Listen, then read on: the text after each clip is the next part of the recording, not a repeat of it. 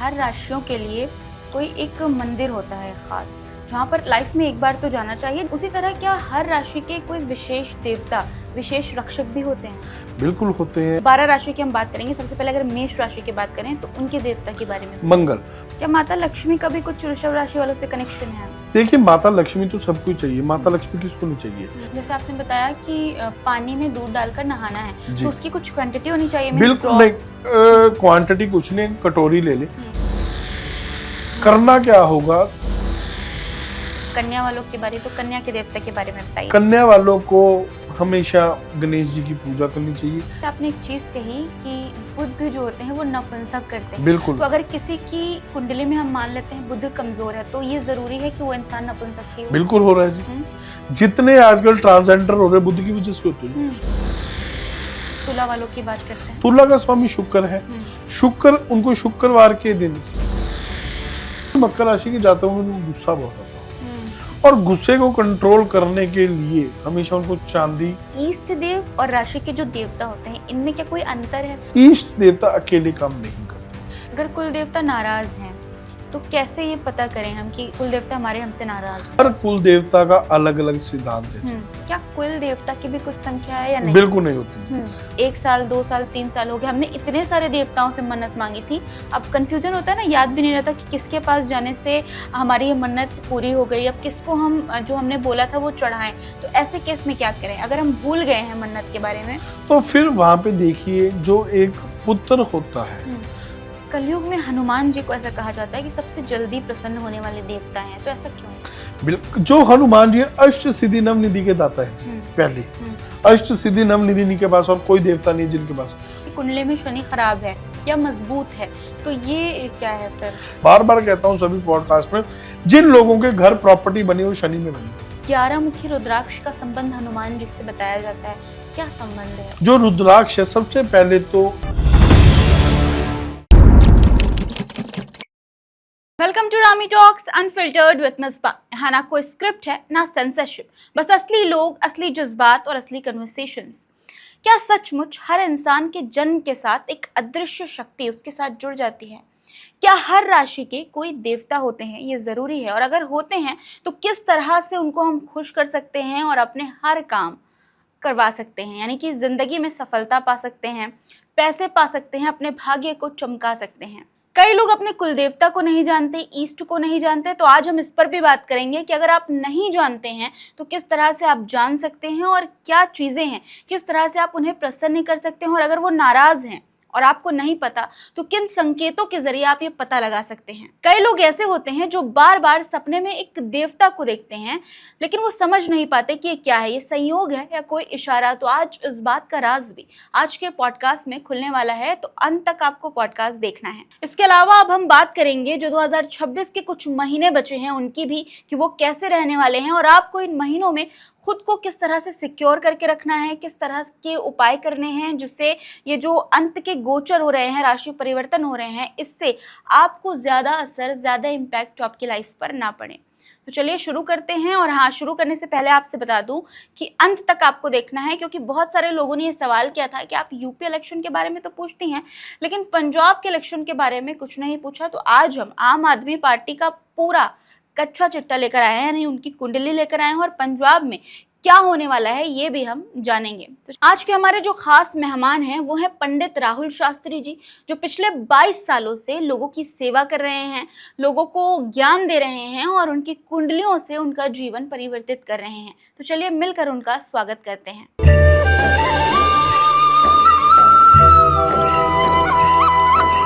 बहुत बहुत स्वागत है सर आपका रामी टॉक्स में। धन्यवाद, आपने मुझे इनवाइट किया, आने का मौका दिया।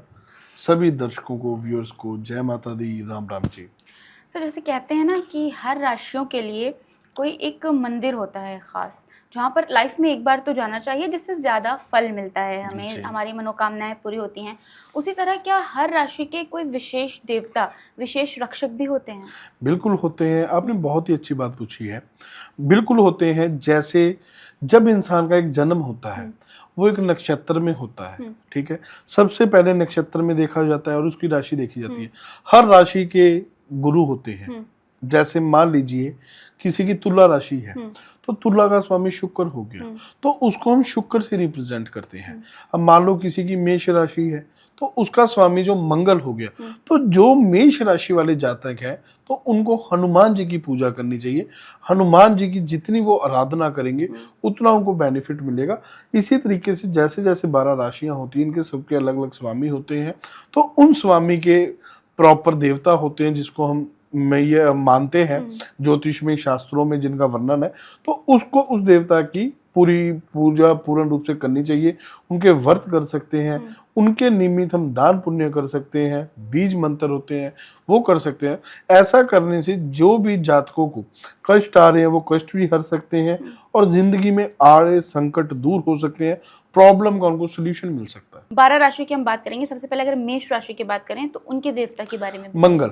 तो मेष राशि की अगर हम बात करेंगे तो मंगल, जो कि हनुमान जी की उनको आराधना करनी चाहिए, हनुमान जी की पूजा कर सकते हैं। हनुमान जी को क्या कर सकते हैं, वो हनुमान जी को लाल लंगोट, बूंदी का प्रसाद, बदाने का प्रसाद या चमेली का तेल, केसरी सिंदूर, ऐसी चीजें अगर वो चढ़ाएंगे तो उन पर पूरी कृपा बनी रहेगी।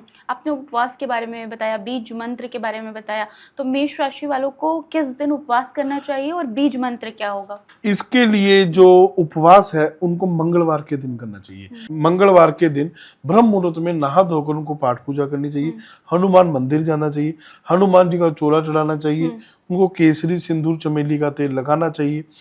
साथ में वहां पर बैठकर या अपने घर के मंदिर में सुंदरकांड का पाठ करें। अब अगर आप सुंदरकांड का पाठ नहीं कर सकते हैं, हनुमान चालीसा या बजरंग बाण भी कर सकते हैं। ऐसा करने से आपको पूरे फल की प्राप्ति होगी और खाने में फल खा सकते हैं या मीठी रोटी हम खा सकते हैं। अगर दूसरी है वृषभ राशि, तो वृषभ राशि के लिए बताइए। वृषभ राशि वाले क्या कर सकते हैं? वृषभ राशि वाले बुधवार का उपवास करें। बुधवार का वो उपवास करेंगे, गणेश जी को हरे साबुत मूंग चढ़ाएं और साथ में मीठा पान और बूंदी के लड्डू चढ़ा सकते हैं। बुधवार का वो उपवास कर सकते हैं। क्या माता लक्ष्मी का भी कुछ वृषभ राशि वालों से कनेक्शन है? देखिए, माता लक्ष्मी तो सबको चाहिए, माता लक्ष्मी किसको नहीं चाहिए? क्योंकि लक्ष्मी के अंदर ही लक्ष्मी चालीसा और लक्ष्मी आरती में लिखा है कि लक्ष्मी के बिना तो लक्ष्मी भी अधूरी है, क्योंकि पाठ पूजा भी अधूरा है बिना लक्ष्मी के। तो लक्ष्मी तो सबको ही चाहिए। और मैं लक्ष्मी के लिए एक विशेष उपाय बता देता हूँ। गुरुवार के दिन पीले कपड़े में सेती सरसों, जिसको हम पीली सरसों भी कहते हैं, पीले कपड़े में पीली सरसों, 2 गांठ साबुत हल्दी की और 1 गोमती चक्कर लेना है और 1 पीली कौड़ी लेनी है। ये सभी चीजें पीले कपड़े में बांधकर या तो जहां पर भी आप पैसे रखते हैं वहां पर रख दें या हर वीरवार की वीरवार मंदिर में चढ़ाना शुरू कर दें। दूसरा, जो लोग कारोबार करते हैं, जो गल्ला होता है उसको साफ गंगाजल गोमूत्र से या गंगाजल से धोएं। धोने के बाद उसका जो बेस होता है या तो वो पीले कलर का करवा दें या उस पर पीला कपड़ा बिछाएं।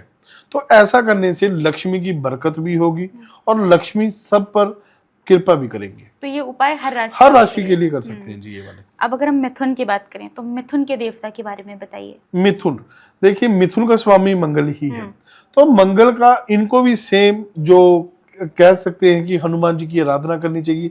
जो सेम मेष वाली के लिए बताया है वो सेम ही मंगलवार की आराधना करें, मंगलवार का व्रत करें, ठीक रहेगा। अगली कर्क राशि है। कर्क राशि के जो स्वामी है वो चंद्रमा है।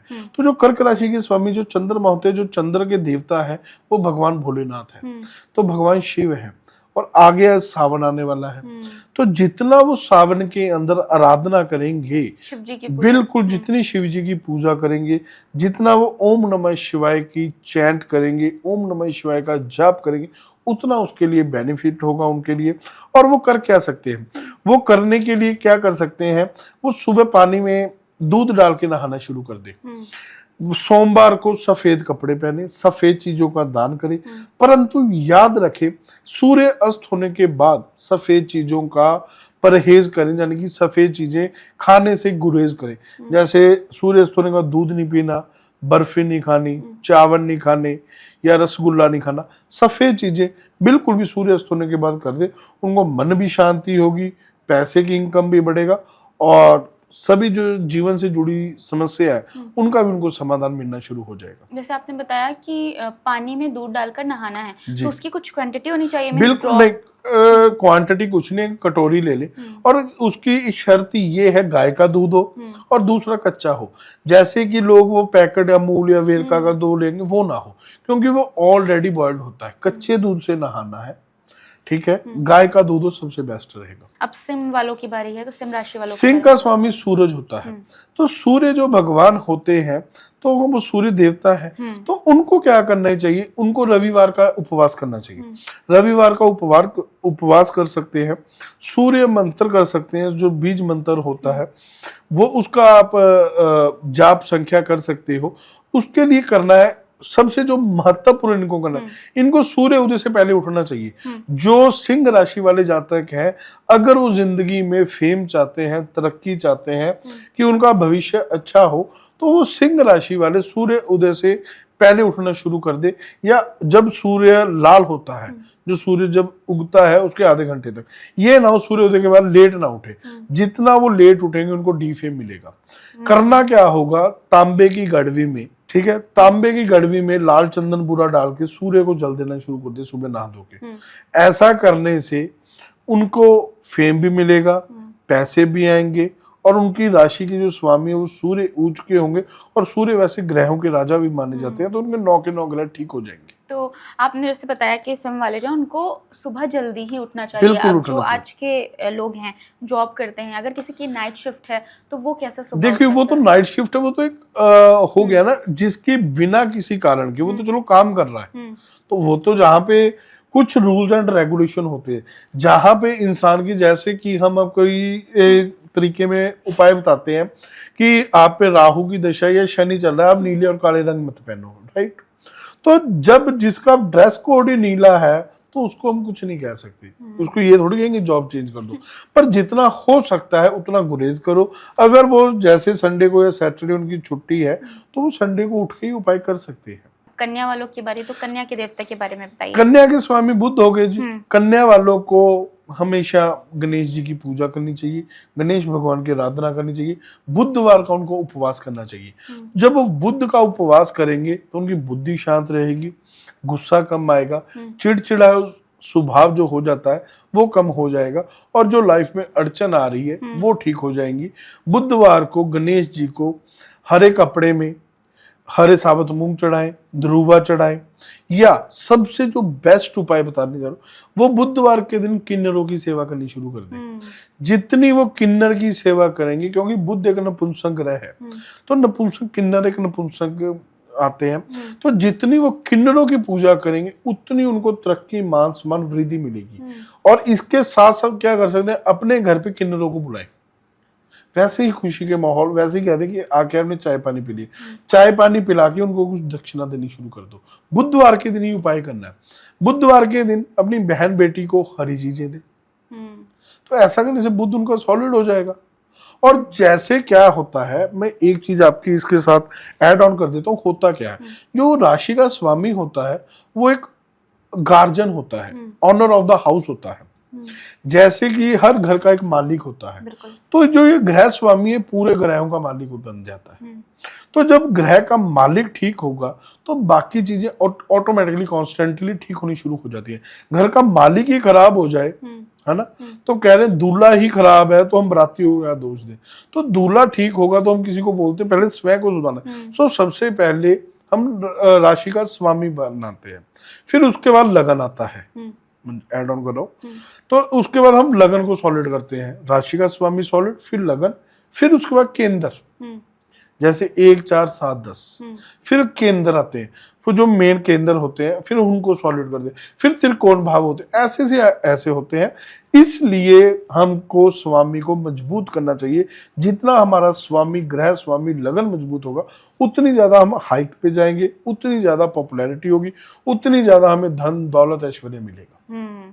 जैसे आपने एक चीज कही कि बुध जो होते हैं वो नपुंसक करते हैं, बिल्कुल। तो अगर किसी की कुंडली में हम मान लेते हैं बुध कमजोर है, तो ये जरूरी है कि वो इंसान नपुंसक ही हो? बिल्कुल हो रहा है जी। हम्म, जितने आजकल ट्रांसजेंडर हो रहे हैं बुध की वजह से होते हैं। जब बुध में शुक्र या चंद्रमा की युति आ जाती है, लड़के से लड़की बनना शुरू हो जाता है, लड़की से लड़के के गुण आने शुरू हो जाते हैं और ट्रांसजेंडर हो रहा है। और ये मैंने चैनल पे ऑलरेडी रील मैंने डाली थी।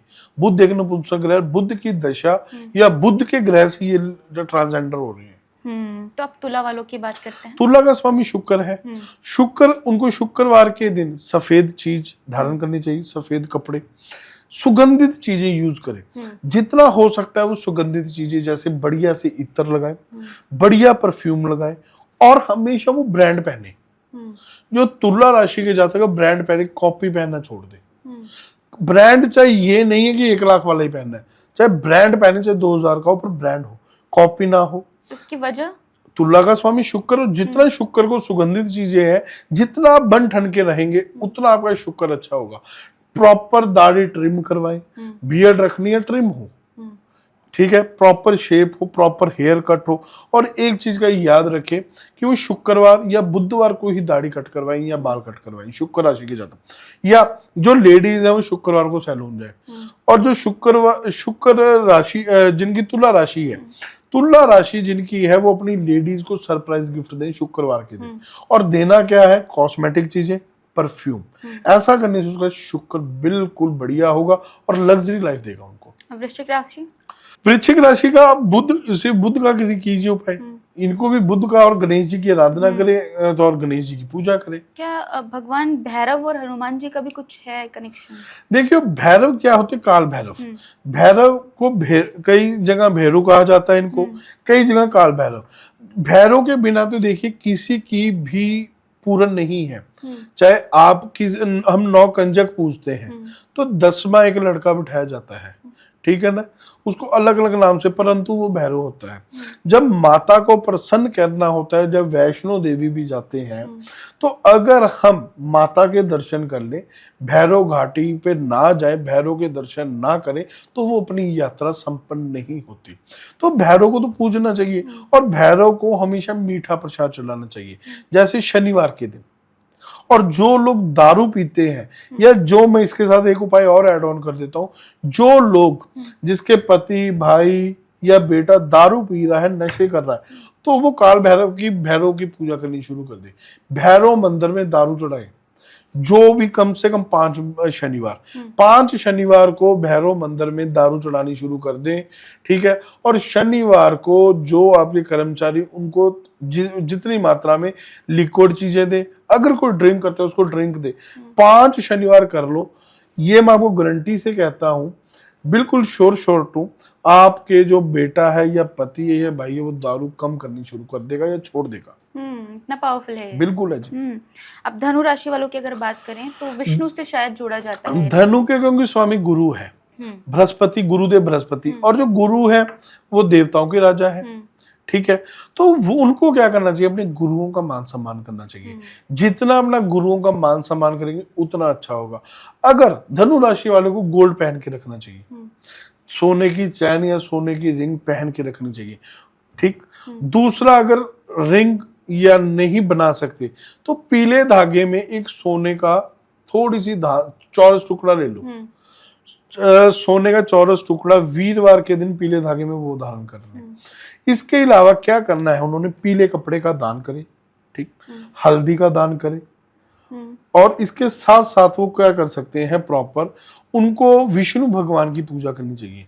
उनके जो आराध्य है विष्णु भगवान है, उनकी पूजा करनी चाहिए और वीरवार का उपवास करना चाहिए। अब मकर राशि, मकर राशि की देखिए शनि, जो भी मकर राशि के जाते होंगे उनको गुस्सा बहुत आता होगा, और गुस्से को कंट्रोल करने के लिए हमेशा उनको चांदी पहननी चाहिए, चाहे सुच्चा मोती पहने, चाहे, वैसे राशि रत्न की बात करूं तो इनका नीलम रंग बनता है, परंतु चांदी पहन के रखें तो इनके लिए बेस्ट रहेगा। शनिवार के दिन काले माँ, काले उड़द, सरसों का तेल, तो ये भगवान शनि को चढ़ा सकते हैं। लोहे की चीज अवश्य चढ़ाएं, लोहे का चाकू हो, लोहे की कील हो, वो चीज जितना ये दान करेंगे उतना इनके लिए बेनिफिट होगा। एक इनके लिए अचूक उपाय बता सकता हूँ। मकर राशि वाले क्या कर सकते हैं, एक साबुत जुट लेना है, जिसको पंजाबी में ठुट्ठी भी कहते हैं। जुट जो सूखा नारियल होता है, एक तो पानी वाला नारियल होता है, एक सूखा नारियल होता है जो गिरी निकलती है नारियल में से सूखी। तो उस सूखे नारियल को क्या करना है, उसको काट लेना है, ठीक है, थोड़ा सा ऊपर से काट के उसका ढक्कन बना लेना। उसके अंदर काले तिल, सफेद तिल, शक्कर, काले माँ, सरसों का तेल, 1 रुपए का सिक्का, ये डाल के उसमें सारी चीजें, काले तिल, सफेद तिल, माँ, शक्कर, सरसों का तेल, 1 रुपए, वो डाल के उस ढक्कन को लगा देना है। जहां पे कीड़ियों का भंवरे होते हैं, जहां पे कीड़ियों का वो निकलता है भंवरा जिसको हम कहते हैं, जैसे सपोज मान लीजिए ये कीड़ियों का भंवरा यहाँ से निकला, तो यहाँ पे खड्डा खोद के हाथ से तो उसको वहां दबा देना है। ये कम से कम वो 8 शनिवार करे। ऐसा जब वो 8 शनिवार करेंगे, उनके दुख हट जाएंगे, दरिद्रता हट जाएगी, कर्जा है तो कर्जा मुक्ति हो जाएगी, घर में सुख शांति हो जाएगी, बरकत होनी शुरू हो जाएगी। बहुत ही अचूक उपाय है। मतलब जहाँ से चींटियां निकलती हैं, बिल्कुल, चींटियां जहां से निकलती है उसके साथ दबा दें। ठीक है। तो जैसे जैसे वो दाना चुगेंगे तो इनके दुख हट जाएंगे। कुंभ राशि, देखिए कुंभ के स्वामी भी शनि है, तो कुंभ राशि वाले क्या कर सकते हैं, एक तो नीले और काले रंग से परहेज करें, काले और नीले रंग के कपड़े ना पहने। दूसरा उनको क्या करना चाहिए, शनिवार के दिन एक पीपल का पौधा अपने हाथ से लगा दें, ठीक है। पीपल का पौधा किसी भी धार्मिक स्थान में, गौशाला में, मंदिर, गुरुद्वारे, जहां पे आपकी इच्छा है, चाहे वो मस्जिद ही हो, जहां पे भी लगा दें, जहां पे आपकी है, या किसी पार्क में लगवा दें, पीपल का पौधा वृक्ष लगा दें। उसको क्या करना है, सुबह काले तिल, सफेद तिल डालकर कच्ची लस्सी में पानी लेना है गड़वी में, कच्चा दूध, काले तिल, सफेद तिल डाल के उसको जल देना है, उसकी जड़ में डालना है, और रिंग फिंगर से उस मिट्टी को माथे पे तिलक करना है, ठीक है। और उसके पैर दबाने हैं, पैर इन द सेंस जो जड़ होती है, जैसे जड़ तो तने तो वो तो हाथ पांव हो गए ना, वो तो वृक्ष के जो नीचे है, कि हे ब्रह्म देवता, हे पीपल देवता, जो भी आपकी विश उसको बोल सकते हो। ऐसा आप करोगे। शाम को तिलों के तेल का दीपक जगाना है, जैसे सरसों का तेल होता है वो पेड़ के पास, बिल्कुल उसके पेड़ के पास शाम को तिलों का तेल, सुबह ये जल दे, पीपल का वृक्ष हाथ से लगा के ये विधि करें। संडे को अवॉइड करना है, क्योंकि संडे को पीपल और तुलसी को हाथ नहीं लगता।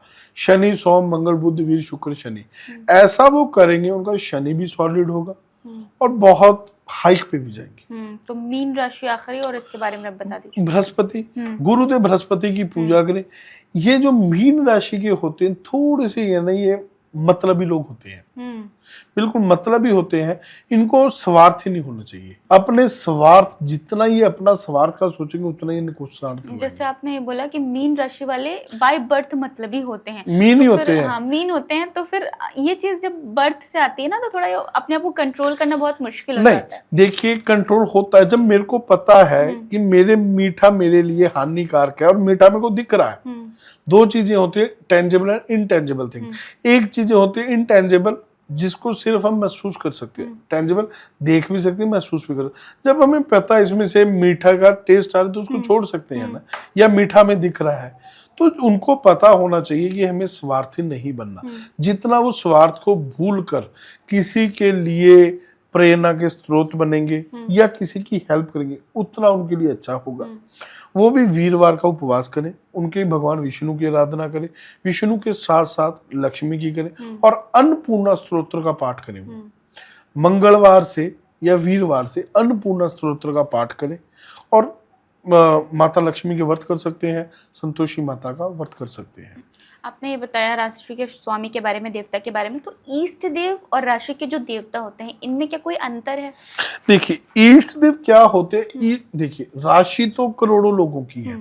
अब मेष, ये 12 राशियां तो करोड़ों लोगों की है। 140 करोड़ तो हमारी भारत की आबादी है, तो अगर इसको डिवाइड कर ले तो तब भी कई करोड़ों की आबादी आती है।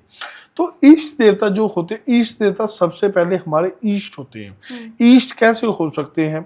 अब मान लीजिए अब घर के एक माता पिता के 5 बच्चे हैं, राइट, परंतु जरूरी नहीं है कि भाई की भाई से बने, उसको शकुन दूसरे से बात करके भी आ सकता है।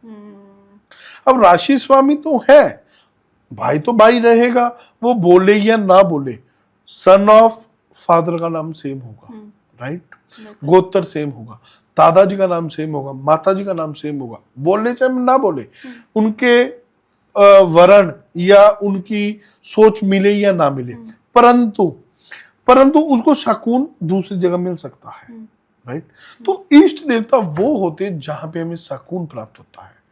जिस मंदिर में जाने से, जिस जगह, जिस देवता के पास जाने से आपको सुकून मिल रहा है और आपका जी कर रहा है मैं यहाँ पर बार बार आता रहूं और इनसे बातचीत करता रहूं या इनको सुनूं या इनको देखूं, या आपको लगता है उस तरफ बार बार आपका खिंचाव हो रहा है, बार बार उन चीजों के आपके स्वप्न आ रहे हैं, आपको लग रहा है कि ये मेरे, तो वो आपके इष्ट देवता है।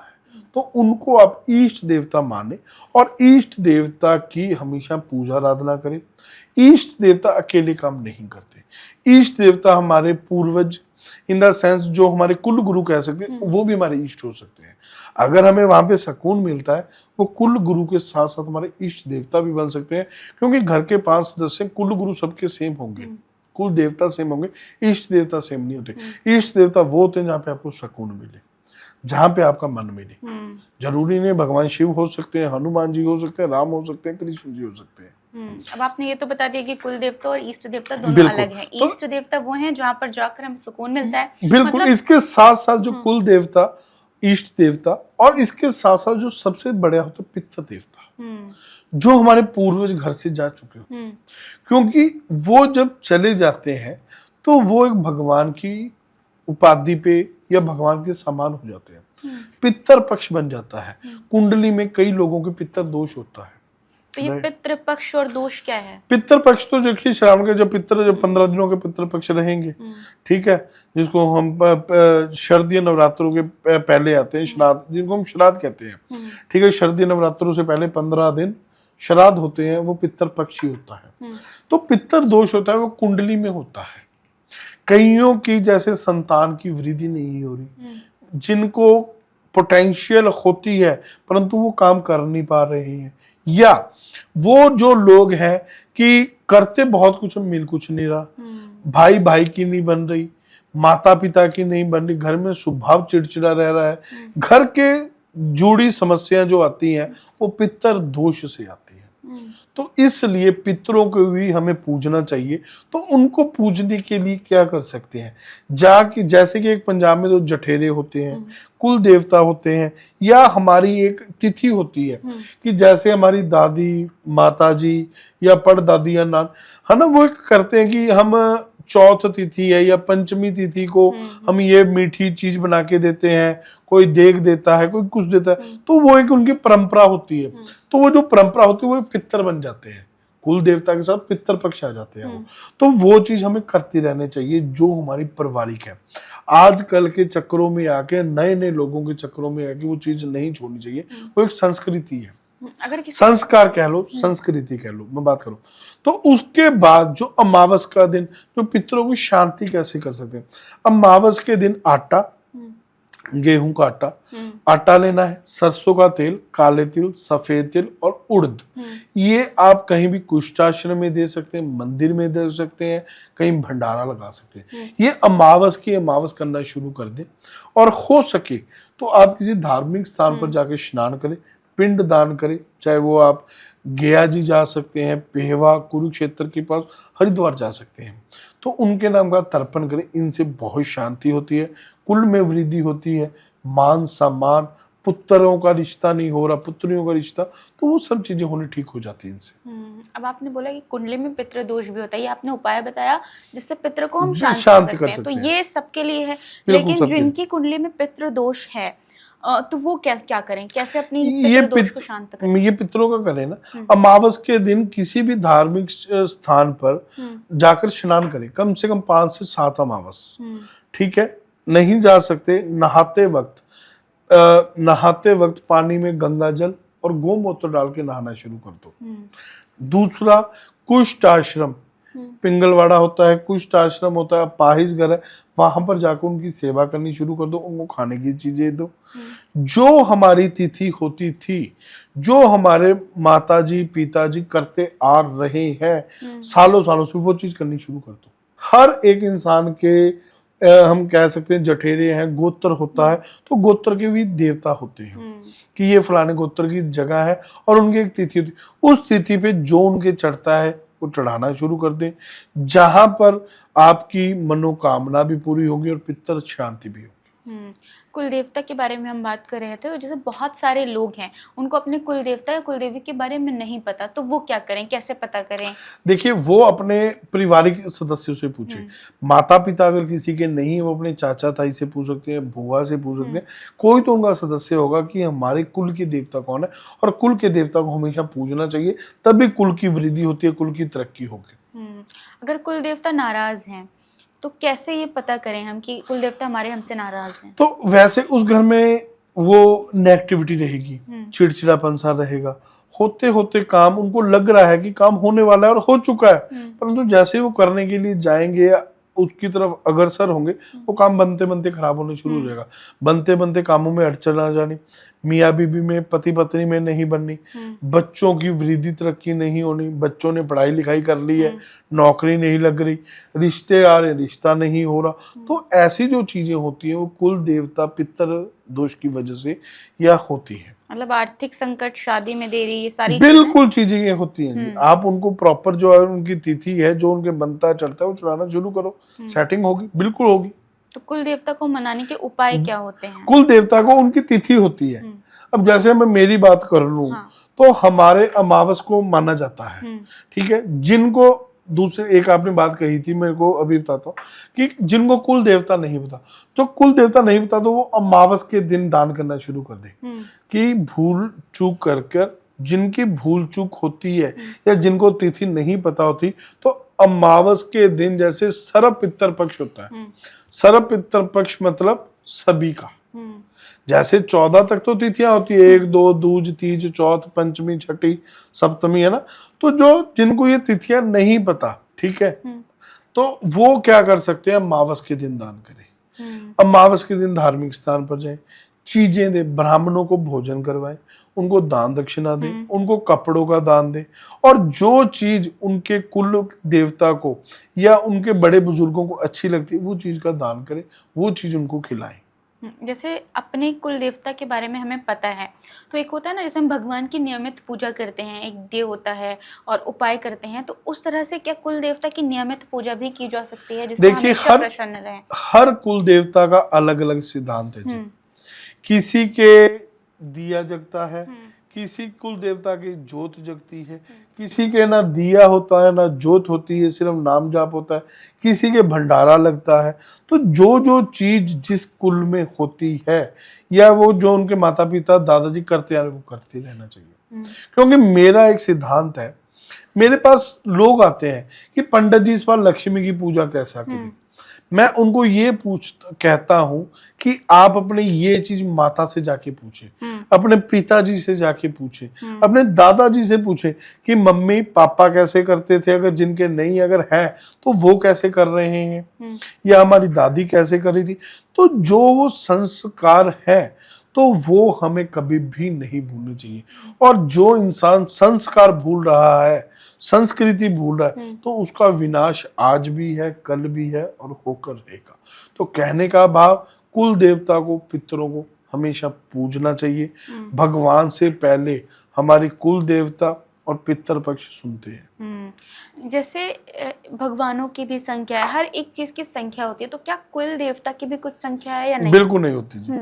हर कुल मतलब कुटुंब, कुल कुटुंब, कुल एक हो सकता है। जैसे मेरे दादाजी परदादाजी गोत्र होता है, किसी का विशिष्ट है, कोई प्रभाकर है, ठीक है, कोई अलग अलग गोत्र से, कोई अरोड़ा है, कोई खत्री है, कोई सिंधी है, तो वो सभी, कोई ब्राह्मण है, कोई जाट है, तो हर का कुल अलग होता है।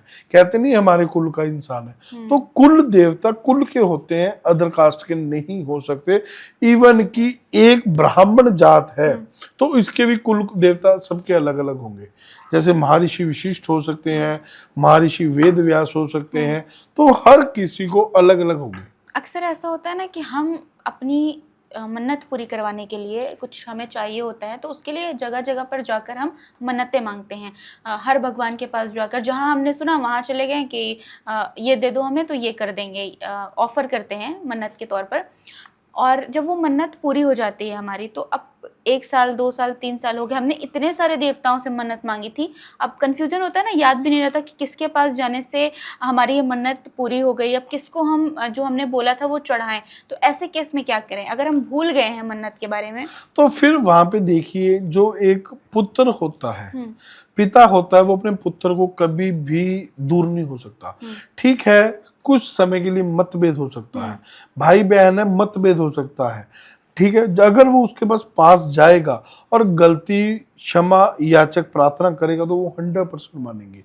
तो जो हमारे भगवान है वो हमारे पिता समान है, तो हम उनके पुत्र हैं। तो अगर चाहे कुल देवता हम उनकी संतान है, तो कभी भी पिता ये नहीं चाहेगा उसका पुत्र दुखी हो।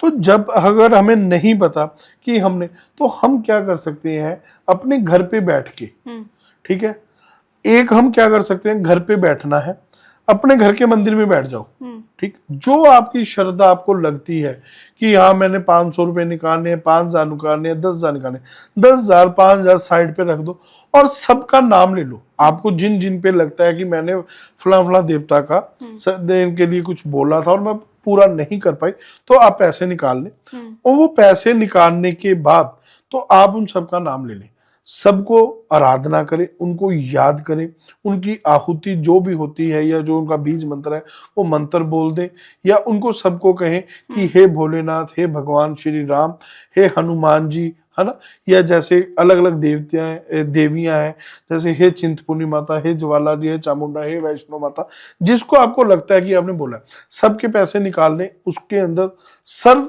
देवी देवता, सर्व देवी देवता मतलब सभी उसके अंदर शामूलियत हो जाते हैं, जो जो आपको मानते हो, जो आपके मुंह पे आएगा आप उसी को तो बोलोगे ना। अब हम किसी को तीसरे देवता है, कोई साउथ के हैं, हमें उनका नाम भी नहीं पता, हम उनकी मन्नत तो मांग नहीं सकते उनके पास से। तो जिनसे हमें लगा है कि हमने जिनका नाम लिया है, तो आप सबको कहें सर्व देवी देवता, ठीक है, मैं आपका जातक हूं, जाने अनजाने में, अगर मैंने जानबूझ के किया तो आप स्वीकार करो, अगर अनजाने में हुआ तो मुझे माफ दो, ठीक है। तो जाने अनजाने में जो भी मैंने बोला था वो मेरी विश फुलफिल हुई है, आपने उस पर कृपा की है, परंतु मैं जा नहीं पाया। आगे मेरे को भटकाना मत, जैसे मेरी जिंदगी चल रही है उसको सही चलाना। तो मैं आपके निमित्त कुछ करना चाहता हूं, या जो मैंने किया वो सभी चीजें आप ले सकते हैं। गौशाला में जाना है, सभी चीजें लेके आप गाय को खिलाते। जैसे कि आपको लगता है कि आपने बोला था मैं माता के हलवा चढ़ाऊंगी, तो हलवा बना लो। आपने बोला था आलू पूड़ी छोले का भोग लगाऊंगी, पूड़ी छोले बना लो, पूड़ी छोले भी बना लिए, हलवा भी बना दिया। कहीं आपने दूध बोल रखा था तो वो मंदिर में दे दो। जो चीज तो गाय माता खा सकती है उनको खिलाओ, बाकी जो चीजें जो आपका नजदीक का मंदिर है या कोई धार्मिक स्थान है वहां पे आप दो, और वो आराधना करके दो, बिल्कुल होगा। तो ऐसा करने से आपके जो दोष मुक्त भी हो जाओगे और ऋण मुक्त भी हो जाओगे। एक ऋण हो जाता है, इसको हम कुंडली में ऋण दोष कहते हैं, कि हमने कुछ बोल दिया और हम चुका नहीं पाए और है फिर नहीं चुका रहे, तो वो ऋण दोष है। तो ऋण मुक्ति के लिए ऐसा हम कर सकते हैं, क्योंकि गाय के अंदर 33 कोटि 33 करोड़ देवी देवता विराजमान। कलयुग में हनुमान जी को ऐसा कहा जाता है कि सबसे जल्दी प्रसन्न होने वाले देवता हैं, तो ऐसा क्यों? बिल्कुल, जो हनुमान जी अष्ट सिद्धि नवनिधि के दाता है जी। पहले अष्ट सिद्धि नवनिधि इनके पास और कोई देवता नहीं जिनके पास है। दूसरा, अब हम स्थानम प्रधानम, स्थानम प्रधानम, स्थान पे जो गद्दी पे कहते हैं ना कुर्सी को सलाम होती है, इंसान को सलाम नहीं होती।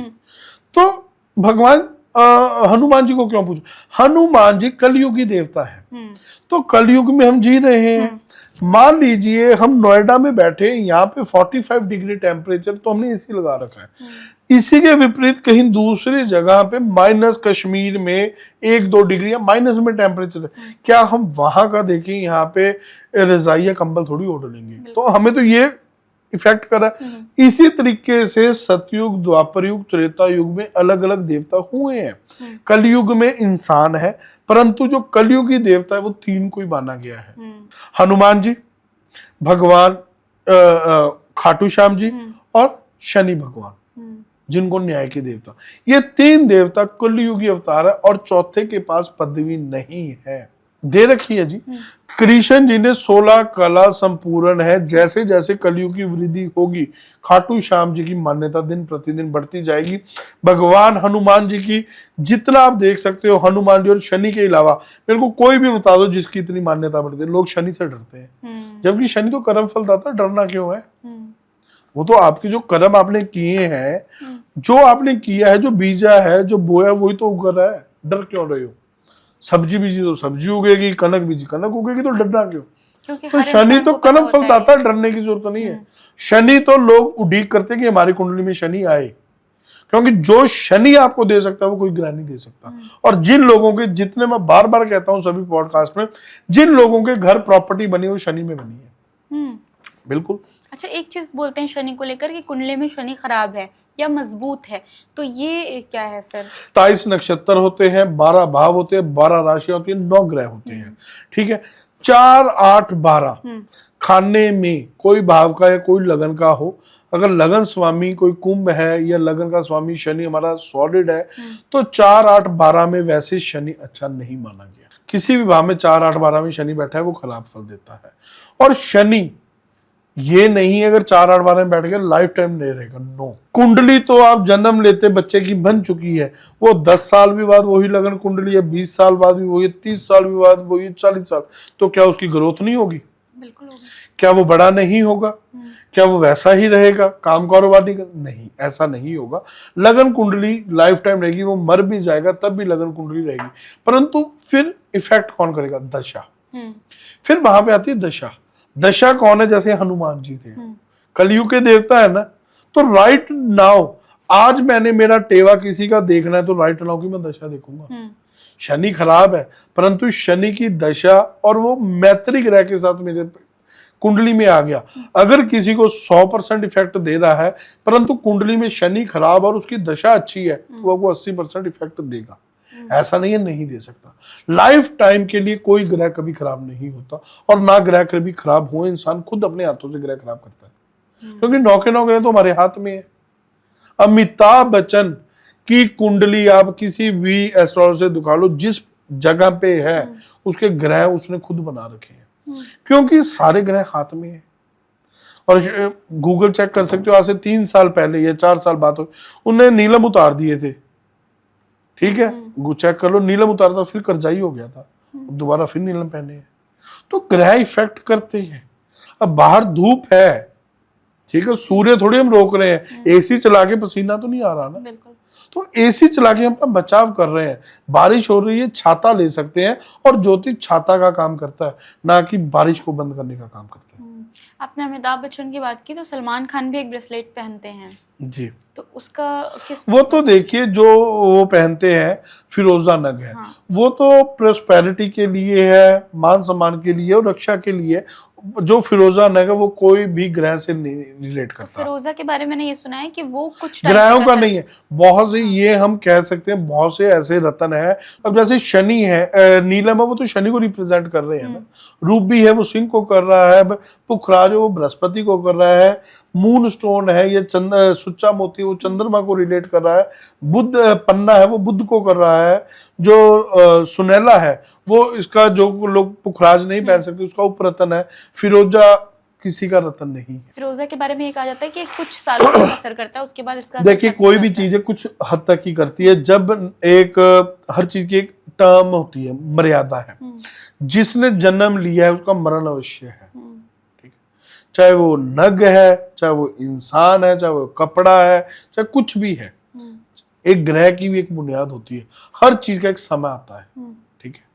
कहते हैं ना, एक माड़ी सी जो चीज खराब भी होती है एक दिन उसका भी समय आता है। अब 2019 में कोरोना चला, लोगों ने सोचा था कि ये जो मास्क होंगे कभी इतने महंगे हो सकते हैं, समा आया ना, तो लोगों ये समा हर चीज का आता है। जो हम सैनिटाइजर कभी जिंदगी में लोगों ने सुना नहीं था, पता ही नहीं होता था, और गांव गांव में बोतलें ब्लैक हो गई थी इनकी, तो वो समा आया ना। कुछ चीजें एक समय में हमारे लिए खराब है, और वही चीज दूसरे समय में हमारे लिए अच्छी बन जाती है। जो लोग कई वेजिटेरियन होते हैं, शुद्ध वैष्णव होते हैं, ठीक है, डायरेक्ट और इनडायरेक्ट नहीं खाते, क्या जो वो दवाई लेते हैं, चाहे मैं भी लेता हूं, चाहे मैं शाकाहारी हूं, पर जब हम दवाई लेते हैं हमें पता है इसमें कुछ अंश है और रेड साइन बना होता है, क्या हम दवाई नहीं लेते? बिल्कुल लेते हैं। तो बहुत सी चीजें हैं, अड़कर या अटल होकर कुछ भी संभव नहीं है। जो बंदे को संभव है तो वो मर्यादा में रहना पड़ेगा, पेशेंस रखना पड़ता है, या हमें कुछ चेंज करना पड़ता है। अब आपने नॉनवेज की बात की कि दवाइयों पर हम देखते हैं रेड साइन होता है। हनुमान जी को मंगल और शनिवार को पूजा जाता है और इस दिन बहुत सारे लोग हैं जो वेजिटेरियन नॉन वेजिटेरियन होते हैं लेकिन इस दिन नहीं खाते, कि मंगलवार और शनिवार को नहीं खाएंगे। अब जिनके ईष्ट भी हनुमान जी हैं उनको क्या नॉनवेज से दूरी बना लेनी चाहिए? बिल्कुल बनानी चाहिए। जिनका 4, 8, 12 शनि हो या जिनका मंगल अस्त हो या नीच का हो, नहीं खाना चाहिए। और जिनका राहु खराब है उनको भूल कर भी नॉनवेज प्लस ड्रिंक नहीं करना चाहिए। स्मोकिंग तो करना ही नहीं चाहिए। जितना वो धुआं उड़ाएंगे उतना उनका राहु वीक होगा। और जो बंदे सिगरेट पीते हैं तकरीबन वो डिप्रेशन का शिकार होते हैं, चेक कर लेना। कोई कहा टेंशन हो रही है मैं सिगरेट फूंक के आया, तो भाई सिगरेट ने ही तो तेरे को टेंशन में डाला है, क्योंकि जितना आप धुआं उड़ा रहे हो राहु वीक कर रहे हो आप। और राहु क्या होता है? मानसिक ग्रह होता है। राहु विपरीत काल विनाशकारी बुद्धि करता है। तो राहु, जो बंदा स्मोकिंग करेगा वो टेंशन में आएगा। तो स्मोकिंग भूल कर भी नहीं करनी चाहिए।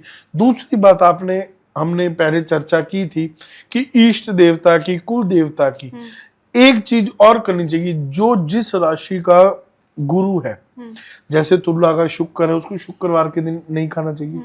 जैसे धनु का गुरु है वीरवार दिन बनता नहीं खाना चाहिए। कर्क का स्वामी चंद्रमा है तो वो सोमवार को नहीं खाना चाहिए।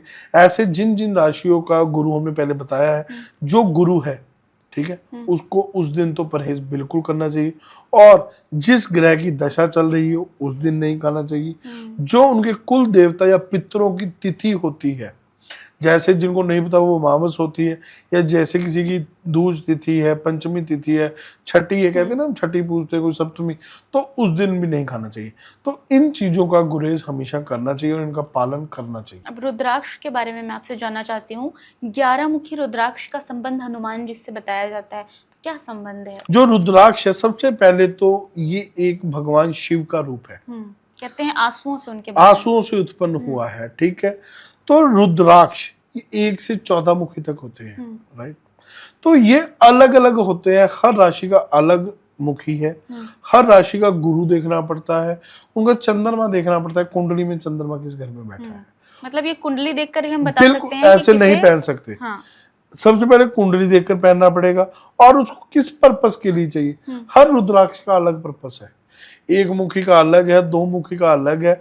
नेक्स्ट टॉपिक पे, नेक्स्ट पॉडकास्ट में अकेला हम रुद्राक्ष और रत्न पर बात करेंगे। तो किसी को भी रुद्राक्ष धारण करना है तो मैं मोटा मोटा बताता हूँ, उसको सोमवार के दिन करना चाहिए, या प्रदोष का व्रत जिसमें मास शिवरात्रि होती है। हर महीने में शिवरात्रि आती है, लोग प्रदोष का व्रत करते हैं, द्वादशी, तो तब कर सकते हैं। या सबसे बड़ा शिवरात्रि, महाशिवरात्रि, शिवरात्रि भी 2 आती है। एक सावन महीने की शिवरात्रि को पूजा जाता है, एक फागुन महीने जो महाशिवरात्रि आती है जिस दिन भोलेनाथ की शादी हुई थी, तो ये उस दिन धारण कर सकते हैं। तो इसकी प्रॉपर नियमावली होती है। लोग अब रुद्राक्ष तो धारण कर लेते हैं, खा वो नॉनवेज रहे हैं, पी वो ड्रिंक रहे हैं, और रुद्राक्ष को पहन के वो शमशान में भी जा रहे हैं, क्योंकि वहां सुत्त काल होता है। अब आप कहेंगे कि शमशान में तो खुद इसमें भोलेनाथ विराजमान है, तो विराजमान हो सकते हैं, परंतु जो चिता जलती है तो वहां पर एक सुत्त काल होता है। जिस परिवार का सदस्य जाता है, चाहे किसी ने जन्म लिया हो चाहे मरण हो, वो सुत्त काल लग जाता है 1.25 महीने के लिए। तो वहां पे कभी भी वो शुद्ध चीजें जो होती हैं या विमंत्रित चीजें होती है वो पहन के नहीं जाना चाहिए। तो जो उनकी पावर वो खत्म हो जाती है। तो बहुत से नियम है, अगर हम एक पॉडकास्ट करेंगे तो 1-1.5 घंटा इसी पे चला जाएगा।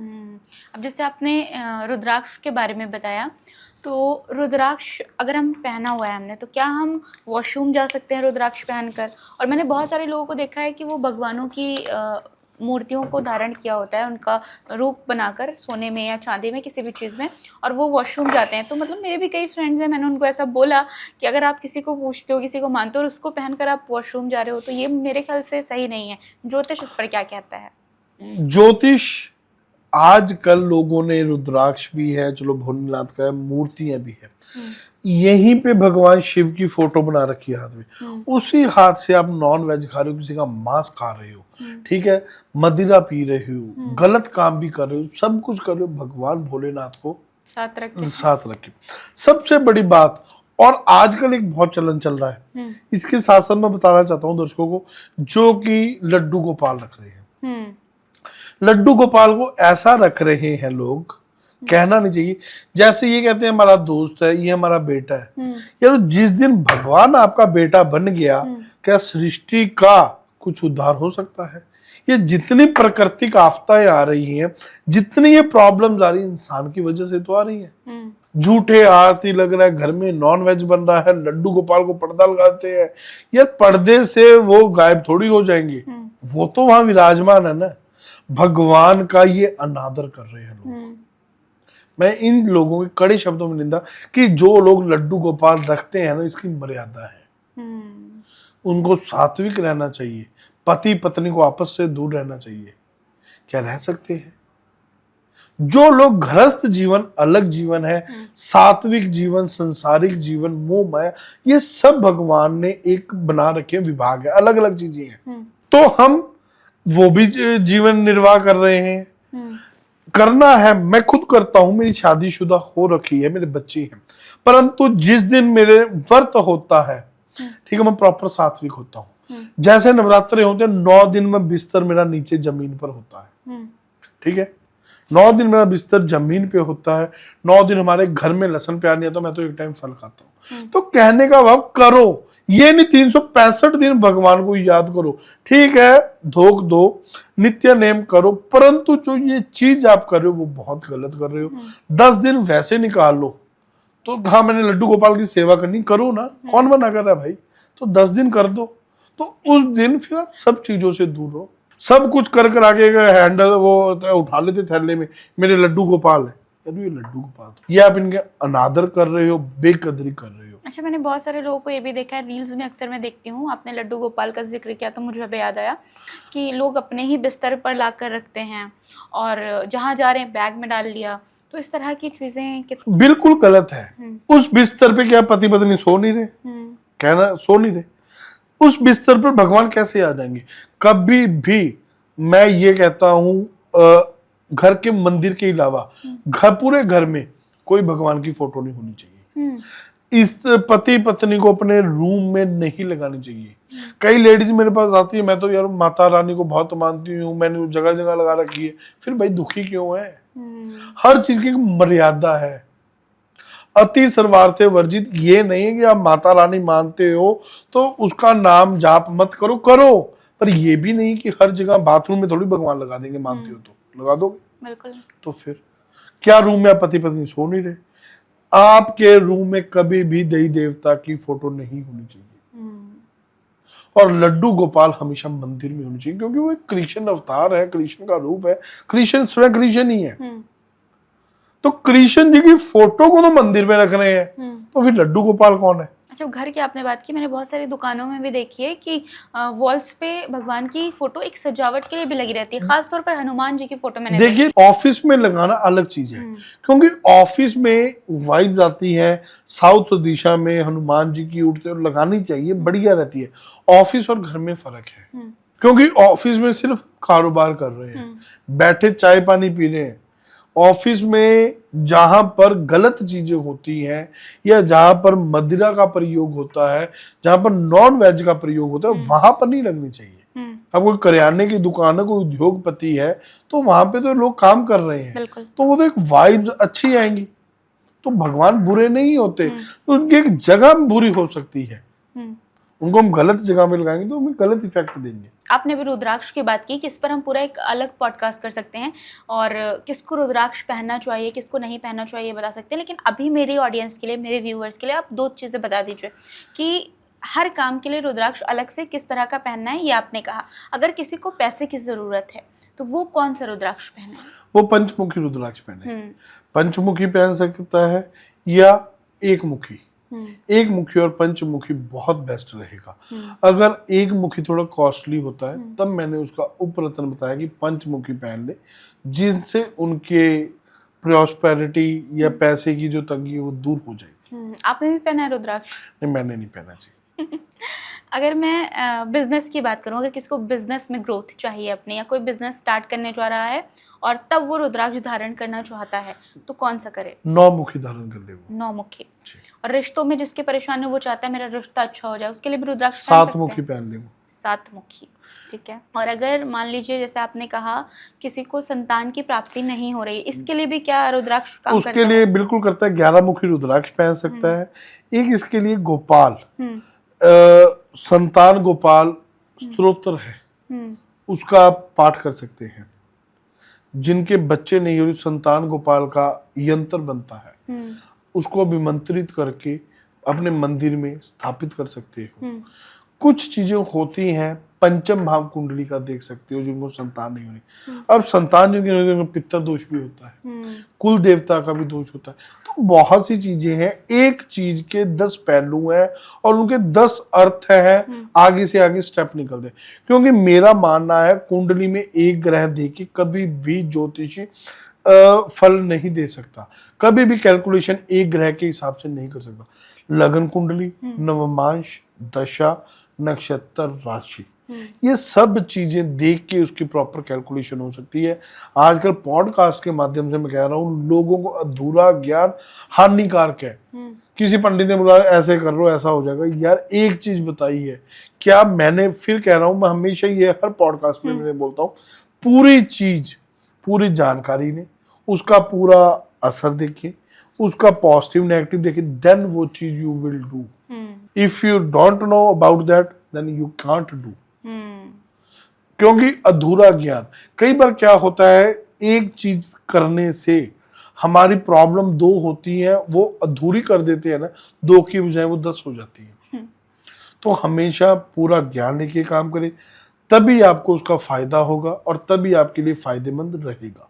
आपने इतनी सारी बातें बताई। अब हम लोग ये पॉडकास्ट जुलाई में शूट कर रहे हैं और अगस्त से हम बात करते हैं, अगस्त से दिसंबर तक मुझे राशियों के बारे में बता दीजिए कि ये कैसा रहने वाला है। देखिए, जून में ही बृहस्पति गुरुदेव बदल चुके, जो अक्टूबर तक चलेंगे।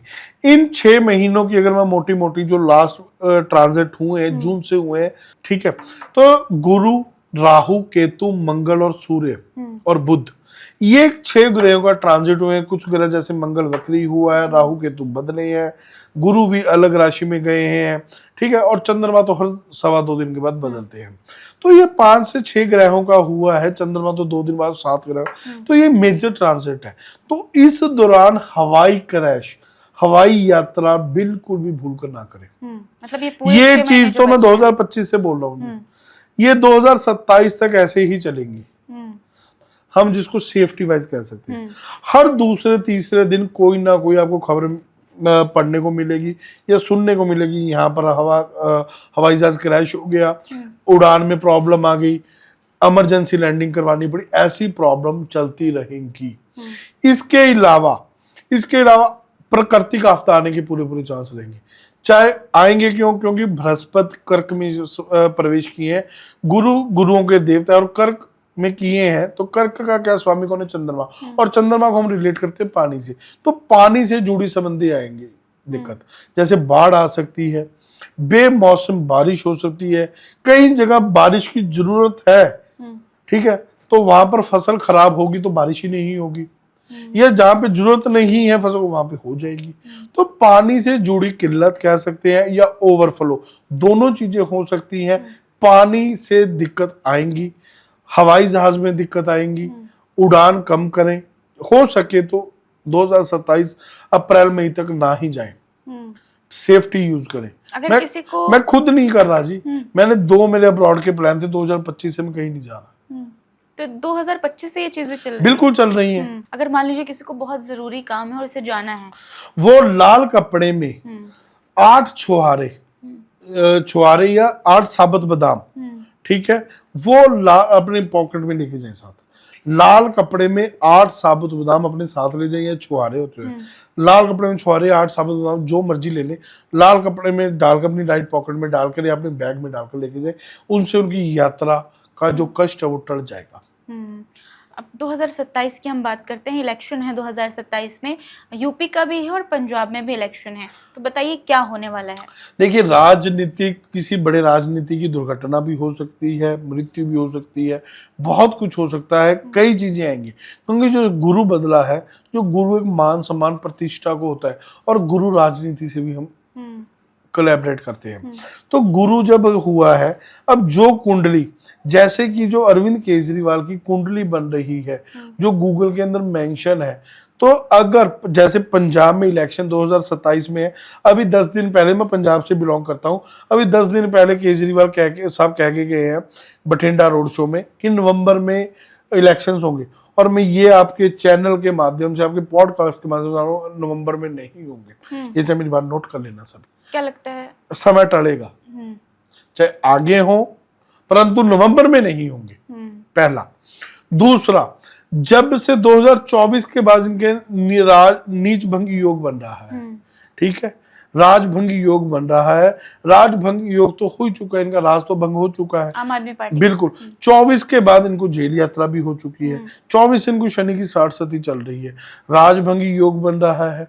और कुछ अगर ये सुप्रीमो रहते हैं आम आदमी पार्टी के, तो पंजाब में भी इनकी सरकार मुश्किल ही है। मतलब आप ये कह रहे हैं कि अरविंद केजरीवाल का समय मैं साफ स्पष्ट शब्दों में कहूं तो अच्छा नहीं है। अगर अरविंद केजरीवाल की जगह पार्टी का नेतृत्व कोई और करे तो क्या आम तो बिल्कुल उसका इफेक्ट करेगा जी। अरविंद केजरीवाल के ग्रह अच्छे नहीं है। मतलब पंजाब में इस बार आम आदमी पार्टी नहीं आने बिल्कुल आती मुश्किल लग रही है, और भारतीय जनता पार्टी के पूरे योग, प्रबल योग दिख रहे हैं। और यूपी में? यूपी में तो आएगी भारतीय जनता पार्टी। बहुत सारे एस्ट्रोलॉजर से मैंने बात की, तो लोग ये भी कह रहे हैं कि इस बार यूपी में हो सकता है कि सीएम योगी सीएम ना बने, कुछ समय के लिए, हो सकता है किसी और को आगे करें और वो सेंटर में जाए। अगर सीएम योगी यूपी में मुख्यमंत्री के दावेदार नहीं आते तो इनकी सरकार बनना भी नहीं, तय नहीं होगा। सरकार बनने में पूरी अड़चन आएंगी, और अगर बन भी गई तो वो 5 साल टिक नहीं पाएंगी। और इसके साथ साथ बता दूं, जैसे भजनलाल है, ठीक है, भजनलाल इस टाइम पर राजस्थान के मुख्यमंत्री है, उनके 5 साल पूरे होते दिखाई नहीं दिख रहे हैं। दिल्ली की रेखा गुप्ता है, उसके 5 साल पूरे होते दिखाई नहीं दे रहे। इन बिटवीन इनको मुख्यमंत्री चेहरा बदल देंगे, ये बात में नोट कर लेना। अच्छा, आजकल मेरे से ये हो रहा है कि जब भी मैं सीएम योगी का नाम लेती हूँ तो मेरे मुंह से सीएम की जगह पीएम निकल जाता है, तो क्या लगता है कि पीएम की कुर्सी तक सीएम योगी पहुंच पाएंगे? बिल्कुल पहुंचेंगे जी। नेक्स्ट पीएम हम देख सकते हैं इनको, नेक्स्ट पीएम बिल्कुल हम सीएम योगी को देख सकते हैं, क्योंकि जो उनकी ऑरा है, जो उनकी छवि है, वो बहुत ही अच्छी है। उनकी ऑरा, वाइब, पॉजिटिविटी वाइब बहुत बढ़िया है। कोई भी उनके बंदा सामने ठहर नहीं सकता, क्योंकि उनकी ऑरा, उन्होंने तप किया है, तपस्या की है, सिद्धि की है। तो इन चीजों का प्रभाव तो होता है। लोग माने या ना माने, गंगा तो बह रही है, मानो या ना मानो भगवान है, ठीक है। ना मानने से कुछ नहीं होगा। मैं कह दूंगा मैं आंखें बंद कर लूं तो क्या सूर्य थोड़ी निकलना छोड़ देगा। आपने सिद्धि की बात की कि योगी हैं, सिद्धि की हुई है, तो अगर हम सिद्धियों की बात करें, तंत्र की बात करें, तो ये पॉलिटिकल में तो बहुत आम है। नहीं, देखिए, आम किसी को जीतने हारने के लिए किसी दूसरे के रूप में करवा रहे हैं। अब जैसे कि पॉलिटिक्स मेरे पास भी आते हैं कि ये मेरा दुश्मन है या ये मेरा ओपोजिशन है, इसका हल करो, ये शांत हो जाए, कुछ भी हो जाए, राइट। वो करवा रहे हैं, कर नहीं रखी उन्होंने। सीएम योगी और नरेंद्र मोदी ही ऐसे हैं जिन्होंने स्वयं में कर रखी है, खुद अपने हाथों से कर रखी है। उन्होंने समय दिया है। करना और करवाने में बहुत फर्क है। करवा तो वो भी रहे हैं, परंतु उन्होंने खुद ने भी कर रखी है। और जो बाकी पॉलिटिक्स है वो करवा सकते हैं सेकंड के, तो पर उन्होंने खुद ने नहीं कर रखी। अभी इलेक्शन अगले साल है और अभी आप देख रहे हैं कि सीएम को लेकर पंजाब की कंट्रोवर्सी एक सामने आई है, जिससे सिख समुदाय उनसे बहुत नाराज है। तो क्या इसका असर भी हम कह सकते हैं कि पंजाब में उनके ना जीतने पर हो सकता है? देखो, जीतना ना जीतना नहीं, ऐसी जो कंट्रोवर्सी बहुत आएंगी अभी ना जाने बहुत कुछ होगा। एक आजकल कांग्रेस पार्टी आई है, ठीक है, कांग्रेस जनता पार्टी, कांग्रेस जनता पार्टी आई है, इसका कोई भी कुछ नहीं है, इसका भविष्य नहीं है, सिर्फ और सिर्फ ये विरोध। और ऐसी कई पार्टियां उठेंगी। अभी तो आपके सामने है 2031 तक का समय अशांति वाला है। मैं अभी एडवांस कह रहा हूँ, अब 2027 बोलो, मैं 31 तक कह रहा हूँ। 2031 तक बाढ़ आपदा, प्राकृतिक आपदा, हो सकता है कोरोना से भयंकर कोई डिसीज या वायरस आ सकती है। तो 31 तक सबको संभल कर रहना चाहिए। बिल्कुल रहना चाहिए। पर लोग कह रहे हैं, कई जगह कह रहे हैं 2030 में दुनिया खत्म होने वाला कुछ नहीं है, परंतु दिक्कतें 2031 तक आएंगी। कोरोना से बड़ा कोई वायरस आ सकता है, डिसीज आ सकती है, अब फैलिए, जो जिसकी रोकथाम ना हो सरकार के पास। तो प्रोटेक्शन कैसे करे जनता देखिए अपनी? बता रहा हूं मैं, ये एक चीज हो सकती है। दूसरा, बाढ़ ग्रस्त हो सकता है, हवाई यात्राएं खराब हो सकती हैं, हवाई जहाज जाने की उनमें दिक्कत परेशानी आ सकती है। दूसरा, दुर्घटनाएं बहुत होंगी, दुर्घटना बहुत बढ़ सकती है। राजनीतिक क्षेत्र में बड़ी उल्ट फेर होगा। कहीं पे सरकारें गिर रही हैं, जिसको हमने कभी सोचा नहीं था वो सीएम बन रहा है, सीएम का चेहरा गिरवा रहा है, विरोध हो रहा है, आपसी विरोध बहुत हो रहे हैं, बहुत सी चीजें होंगी। 2031 तक यहाँ तक कि युद्ध भी लगने के पूरे चांस रहेंगे। युद्ध की स्थिति तो अभी भी बनी हुई है। बिल्कुल बनी है। 2031 तक टोटली ये शांति है, 2031 तक चलते रहेंगे। आज एक देश का रुक गया, दूसरे का लग गया, तीसरे का लग गया, ये चीज रुक गई, प्रकृति का आफत आ गई, वो रुक गई, कोई वायरस आ गया, कहने का भाव कोई ना कुछ चलता रहेगा। अब इसकी सबसे बड़ा, भारत बचा क्यों हुआ है? भारत ऋषि मुनियों का देश है, भारत पीर पैगंबरों का देश है, गुरुओं मुनियों का देश है। जो ये साल चल रहा है 2026, ये गुरु का साल है, मंगल का साल हो गया, परंतु इसका जो राजा है वो गुरु है। तो जो बृहस्पति है वो ऋषि मुनियों का है। भारत के अंदर पाठ पूजा हवन यज्ञ बहुत होता है, दान पुण्य बहुत होता है। ठीक है, अभी सोमवती अमावस पीछे होके गई थी, तो लोगों ने 50 लाख से प्लस लोगों ने एक दिन में स्नान किया था। तो यहाँ पर आज भी दंड के से ज्यादा दान होता है, पाप से ज्यादा पुण्य हो रहा है। तो हमारा भारत देश को इतना इफेक्ट नहीं होगा बाकी देशों के मुकाबले। अगर बाकी देशों का 100 रुपए का नुकसान हो रहा है, तो भारत का सिर्फ 10 रुपए का नुकसान हो, 90% बचाव है। अभी एक वीडियो काफी वायरल हो रहा था, जिसमें सरयू स्नान के दौरान वहां पे थोड़ी सी भगदड़ मची, और वहां पर मैंने देखा महिलाओं का अपमान, जो कुछ पुरुष थे वहां पर महिलाओं के साथ छेड़छाड़ करते हुए पानी में नजर आए। तो इस तरह की चीजें, हम गए हैं किसी धार्मिक काम के लिए और वहां पर हम महिलाओं का अपमान कर रहे हैं, तो इसका क्या असर होता है? ये देखिए, मैंने आपको पहले भी बोला है, ये वही लड्डू गोपाल वाली बात आ गई कि लोग विश्वास के साथ काम नहीं कर रहे हैं, दिखावे के लिए कर रहे हैं। ये जो आजकल धार्मिक, ये प्राकृतिक आफतें आ क्यों रही हैं, प्रकृति का विनाश क्यों हो रहा है? कुछ 100 में से 70% लोग दिखावे के लिए, मनोरंजन के लिए जा रहे हैं, और जो लोग धार्मिक जगह को मनोरंजन समझ रहे हैं, उनका पूर्ण रूप से विनाश हो जाएगा, क्योंकि भगवान से कभी छेड़छाड़ नहीं की जा सकती। तो जो लोग ये कार्य कर रहे हैं, तो शुक्र तो उनका वैसे ही खराब हो रहा है। धार्मिक स्थान पर जाके लेडीज का अपमान करना या लेडीज से गलत छेड़छाड़ हरकत करना, तो शुक्र तो वो अपना खराब कर रही है। तो उनकी लाइफ में कभी भी संतुलन नहीं हो पाएगा, लाइफ उनकी असंतुलन रहेगी। अब कावड़ यात्रा चलेगी, सावन का महीना आने वाला है, तो कावड़ यात्रियों पर, कावड़ यात्री दारू पी के यात्रा करते हैं, क्या वो सत्य बात है? जब उन पर लाठीचार्ज होता है, आरोप सरकार पर लगा रहे हैं, तो भाई साहब आप तो वो बड़ी बड़ी ट्रकों पर, मैंने ये भी देखा लास्ट ईयर 5-5, 10-10 लाख रुपए के सिस्टम लगा के आए थे। क्या वो फंक्शन करने जा रहे हो? वीडियो देखा जहाँ पर लड़कियों को रखा गया था डांस करने के लिए। तो डांस वो सिर्फ एक मनोरंजन का साधन है। घर वाले रोकते नहीं है कि हाँ बेटा हमारा तीर्थ स्थान पे जा रहा है, परंतु वो तीर्थ स्थान पे नहीं जा रहे हैं, वो तीर्थ स्थान का अपमान कर रहे हैं, जो उसकी मर्यादा है उसको भंग कर रहे हैं। और ऐसे लोगों पे मैं तो खुद कहता हूँ सरकारों को कार्रवाई करनी चाहिए, क्योंकि जो लोग, एक पाप लग रहा है उनको। मैं इन सभी कावड़ियों से कह रहा हूं, कावड़ लेके जा रहे हो गंगा जल, बहुत अच्छा है, परंतु मनोरंजन के रूप में जा रहे हो, यात्रा को भंग करने के रूप में जा रहे हो, कभी आपका भला नहीं होगा। अच्छा, आपने देखा होगा कावड़ यात्रा के टाइम तोड़फोड़ के भी बहुत ज्यादा किस्से आते हैं, तो- और लोग ये कह के जस्टिफाई करते हैं कि कावड़ लेकर जा रहे हैं, जो कावड़ी है उनमें गुस्सा बहुत होता है, तो इसका मतलब ये है कि आप किसी गरीब के रेस्टोरेंट या ढाबे को तोड़ देंगे। वो सिर्फ सारे भारत की जो संस्कृति है इसको भंग करने में लगे हैं, इसको बदनाम करने में लगे हुए हैं। जो लोग संस्कृति से छेड़छाड़ करेंगे उनके संस्कार ठीक नहीं हो सकते, और संस्कार माता पिता से मिल रहे हैं, तो उनके माता पिता भी दोषी हैं कि अपने बच्चों को रोके कि ऐसा नहीं करना चाहिए। धार्मिक जगह पे जाके आपको पता है कितना बड़ा पाप लग रहा है। अब आप है किसी भी धार्मिक स्थान पे जा रहे हैं, आपका वहां पे मन लगा हुआ है, आपका मन लगा हुआ है, आपकी जो तार भगवान से जुड़ चुकी है, आप बिल्कुल मन मोहित हो चुके हो, आप और भगवान के बीच में आपको लग रहा है कोई नहीं है, राइट।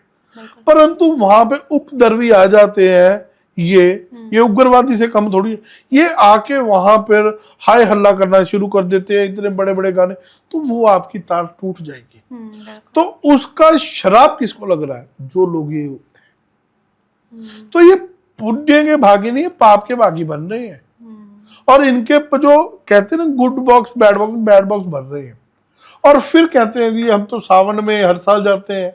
भगवान हमारे सुनते नहीं है यार, आप सावन में तो जाते ही नहीं हो, आप तो सिर्फ और सिर्फ घूमने के तरीके जाते हो, मनोरंजन के लिए जा रहे हैं।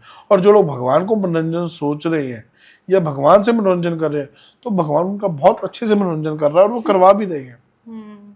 Thank you so much sir, बहुत अच्छा लगा आपसे बात करके, और मेरी ऑडियंस को भी आपकी बातें सुनकर बहुत अच्छा लगा होगा, क्योंकि आज आपने बहुत ज्ञान से भरी हुई बातें बताई हैं। धन्यवाद सभी ऑडियंस को, शुक्रिया, राम राम जी, जय माता दी। कैसा लगा आपको पॉडकास्ट कमेंट में ज़रूर बताइएगा। कुछ सवाल हो तो वो भी ड्रॉप कीजिएगा। दोबारा जब सर को बुलाएंगे तो आपके सवाल आपके नाम के साथ ज़रूर पूछे जाएंगे। उम्मीद है आप सब अच्छे होंगे, और लाइक अब तक आपने कर दिया होगा, अगर नहीं किया तो फटाफट लाइक कर दीजिए, कमेंट कीजिए, शेयर किए बिना जाना नहीं है। फिर आपसे मुलाकात होगी एक नए पॉडकास्ट में, तब तक के लिए अपना बहुत सारा ख्याल रखिएगा।